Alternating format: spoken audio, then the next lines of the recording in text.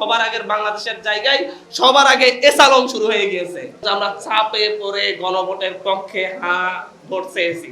Honeymoon period শেষ হলে তারপরে বুঝতে পারবেন আসলে আপনারা নিজেদের কবর নিজেরা খোঁড়া শুরু করেছেন। যেগুলো ঐতিহাসিক মুহূর্তে, যেগুলো ঐতিহাসিক ঘটনার মধ্য দিয়ে যে রাজনৈতিক দলগুলো গঠিত হয় তারা দেশের নেতৃত্বে আসার ইতিহাসই সারা বিশ্বে আমরা দেখতে পাই। যে দেশে যারা গণ অভ্যুত্থান করেছে কিংবা বিপ্লব করেছে তারা পরবর্তীতে খুব স্বল্প সময়ের মধ্যে ওই দেশের নেতৃত্বে চলে আসে।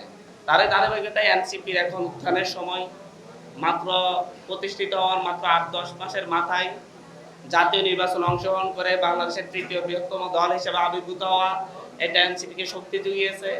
সংসদে এখন আমরা ৬ জন সংসদ সদস্য রয়েছি, আরো ২ জন সংসদ সদস্য হলে ৮ জন সংসদ সদস্য হবে। সকল স্রোতের বিপরীতে দাঁড়িয়ে কোন একটি রাজনৈতিক দল গঠিত হয়ে সেই রাজনৈতিক দল ৮-১০ মাসের মাথায় ৮টা আসন নিয়ে সংসদে যাওয়া, এটা উপমহাদেশের ইতিহাসে বিরল। এবং এই উপমহাদেশের ইতিহাসে এই রাজনৈতিক দলটি, জাতীয় নাগরিক পার্টি এনসিপি রাজনৈতিক দলটি সারা দেশে যেভাবে জনসমর্থন পাচ্ছে এবং যেভাবে দেশের তৃতীয় বৃহত্তম রাজনৈতিক দল হিসেবে আবির্ভূত হয়েছে মাত্র প্রতিষ্ঠার ৮-১০ মাসের মাথায়, এটা জনগণের ভালোবাসা ছাড়া অসম্ভব। অনেকে আমাদেরকে কোশ্চেন করেন, অনেকে বলেন নেপালের গণ অভ্যুত্থানকারীরা ক্ষমতায় গিয়েছে, বাংলাদেশে কেন ব্যর্থ হয়েছে। আমি বলতে চাচ্ছি তাদেরকে উদ্দেশ্য করে, নেপালের গণ অভ্যুত্থানকারীরা ক্ষমতায় গিয়েছে কিন্তু যারা সেখানে যাদের পতন হয়েছে তারা বিরোধী দলে আছে, আর বাংলাদেশে যারা গণ অভ্যুত্থান করেছে তারাই সরকারি দলে আছে, তারাই বিরোধী দলে আছে। এবং এই বাংলাদেশের মানুষ গণ অভ্যুত্থানের আকাঙ্ক্ষা বাস্তবায়নের জন্য ৩০০ জন প্রতিনিধি নির্বাচিত করে সংসদে পাঠিয়েছে।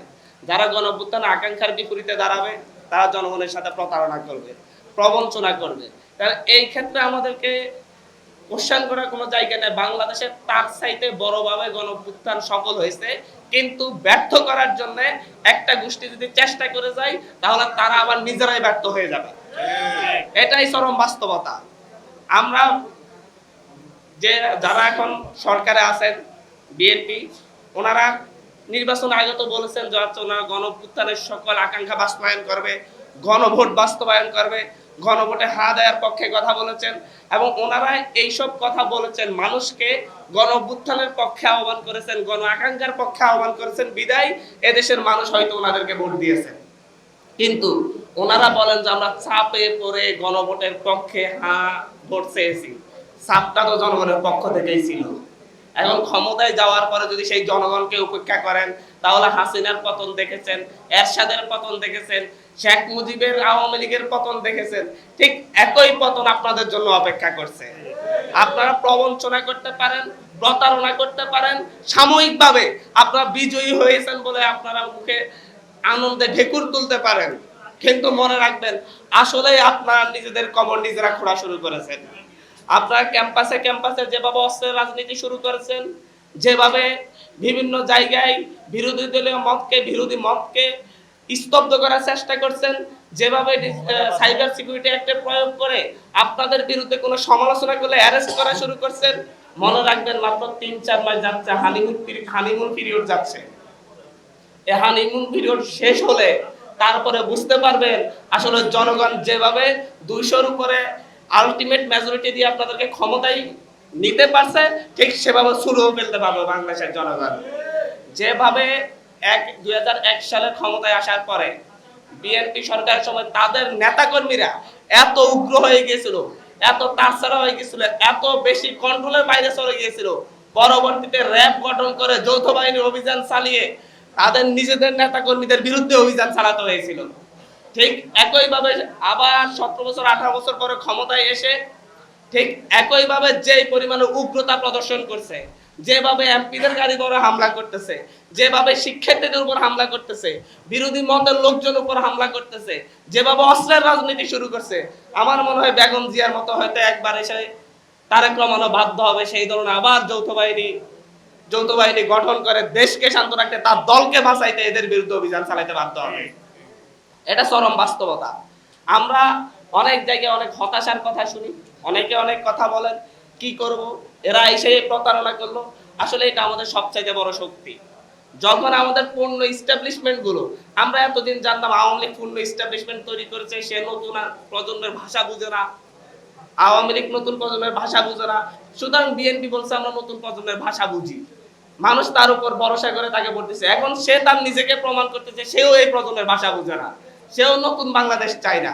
এতদিন আওয়ামী লীগকে আমরা ভারতের দালাল জানি, তারা ভারতীয় আধিপত্যবাদকে বিস্তার করার সুযোগ করে দিয়েছে, তারা হচ্ছে আমাদের যেই পশ্চিমা আধিপত্যবাদকে বিস্তার করার সুযোগ করে দিয়েছে, আমরা তাদেরকে পতন ঘটিয়েছি। বিএনপি বলছে আমরা সবার আগে বাংলাদেশ, আমরা এই আধিপত্যবাদের পক্ষে নাই, আমরা এটার বিরুদ্ধে দাঁড়াবো, বাংলাদেশী জন্য পররাষ্ট্রনীতি তৈরি করবো। কিন্তু ক্ষমতায় আসার পর দেখতেছি ঠিক একইভাবে তারা আওয়ামী লীগের মতো আধিপত্যবাদকে জায়গা করে দিচ্ছে।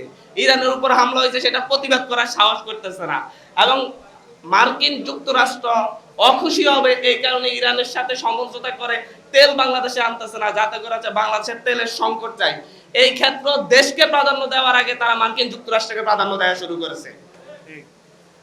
এই প্রত্যেকটা ক্ষেত্রে আমরা যখন দেখি আওয়ামী লীগ যেই পথে চলেছে তারাও একই পথে চলতেছে, তাহলে এই প্রজন্ম বা এই জনগোষ্ঠী, আমি এই প্রজন্ম বলতে শুধুমাত্র আমাদের জেনজি প্রজন্মকে বুঝাচ্ছি না, আমি এই প্রজন্ম বলতে যতজন জীবিত আছে বুড়ো মধ্যবয়স্ক সকলকে বুঝাচ্ছি, এরা প্রত্যেকে কিন্তু এই প্রজন্মের অংশ, এবং এরা প্রত্যেকে কিন্তু 24-এর প্রজন্ম। যারা এই 24-কে প্রত্যক্ষ করেছে, সেটা আমাদের বাবা হতে পারে, দাদা হতে পারে, আমাদের ভাই হতে পারে, আমাদের জুনিয়র হতে পারে, সকলে আমাদের এই 24-এর প্রজন্ম।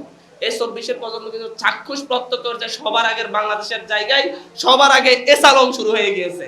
সুতরাং এই দেশের মানুষ তাদেরকে সেইভাবে প্রতিহত করবে ইনশাল্লাহ। আমরা এই সুযোগটা দেশের মানুষ সব কথা বলবে না, রিক্সাওয়ালা তার থেকে চাঁদাবাজি করে সে সহজে প্রতিবাদ করবে না, সিএনজিওয়ালা তার থেকে চাঁদাবাজি করে সে সহজে প্রতিবাদ করবে না। সব সময় প্রতিবাদ করার একটা গোষ্ঠী থাকে, তারা হয় নেতৃত্ব।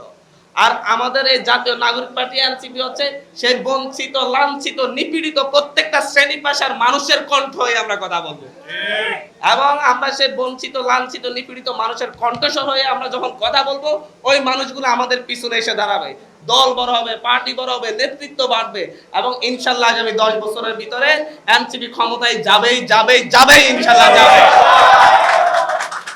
এবং সারা দেশে যেভাবে মানুষজন, আমরা বিভিন্ন এলাকায় যাই, আমাদেরকে বলে তোমাদেরকে আশা করছিলাম শাপলাগুলিতে ভোট দিব, কিন্তু আসলে পারি না। এই যে শাপলাগুলিতে ভোট দেওয়ার যে আকাঙ্ক্ষা মানুষের মধ্যে জন্মাইছে, এটা আমার মনে হয় যে 20 বছর 30 বছরে, এমনকি 50 বছরও পূর্ণ রাজনৈতিক দলের ভোটে ওই মার্কায় ভোট দেওয়ার আন্তরিক আকাঙ্ক্ষা তাদের জন্মায় নাই।